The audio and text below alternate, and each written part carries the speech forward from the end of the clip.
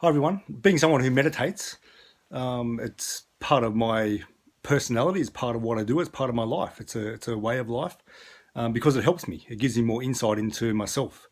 It's beneficial to me, and meditation is a very meritorious thing to do because it creates virtue inside yourself and for yourself, not for other people, for yourself. But eventually, it flows over. You can help other people.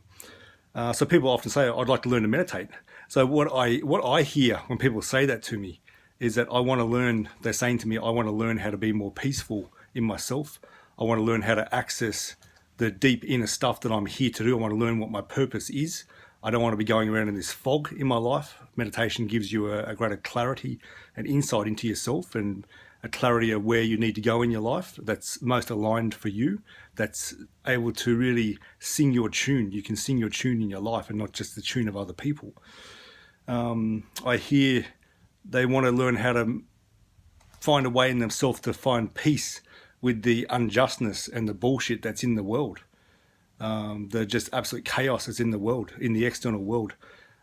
Is there a way that they can find peace with that in themselves? And from my practice of meditation, there is. And it all comes from the inner world. So meditation is a doorway. It's a keyway. It's a key to accessing the inner world.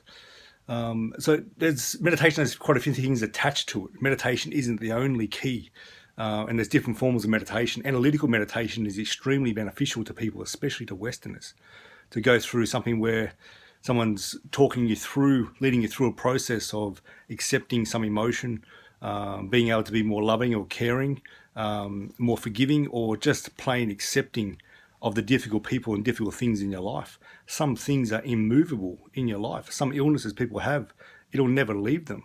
Well, others do spontaneously, and others do heal. A really cranky person in your life, maybe it's a family member, they'll never leave. Okay, they'll be there for most of your life. It's like, how do you live with that, despite not being able to change them? Because being not being able to change the things in the world, especially the people we care about in the world, is one of the shittiest things about this world. You can lead a horse to water, but they don't drink.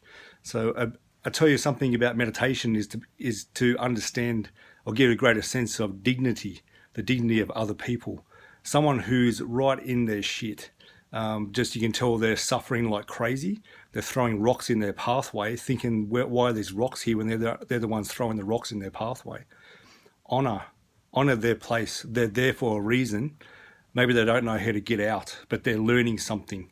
And for you to go and rescue them is not always the best thing, and sometimes it is. Something really easy, an everyday thing. How to put more goodness into your life. That's essentially what meditation is aiming to do. It's not the only thing.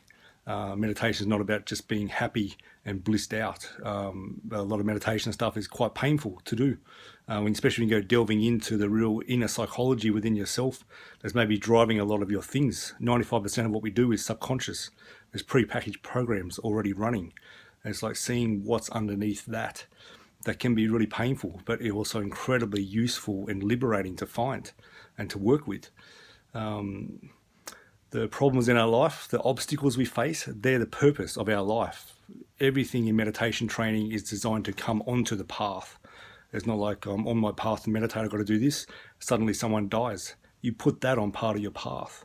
Meditation is very much linked with death. It's a letting go. Death is one of the deepest letting goes you could have. Meditation can take you into a place very similar to that kind of death experience. And that's not scary, it's absolutely beautiful for those people who have been there. So a really easy thing you can do is put more goodness into your life is to do kind acts to people, not massive things. Doesn't have to be massive. Help the old lady across the road.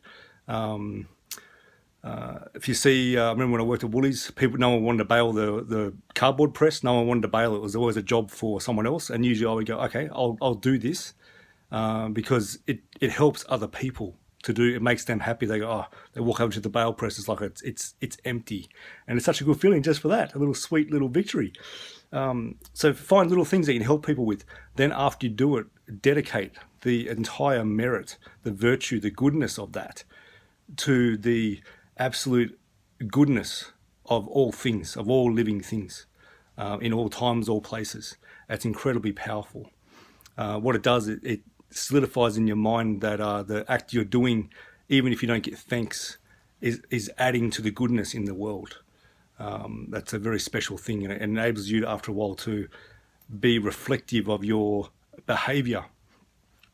Meditation is a big part of changing behavior because it's changing subconscious things, and 95% of the things we do is habit. So being more good in your life, being gooder, is extremely beneficial to your peace of mind. And you'll find the people in your life are happier. The people you help are happier. You're helping them because you know it makes them feel better. That's the motivation. You're helping the world one little piece at a time. Good luck.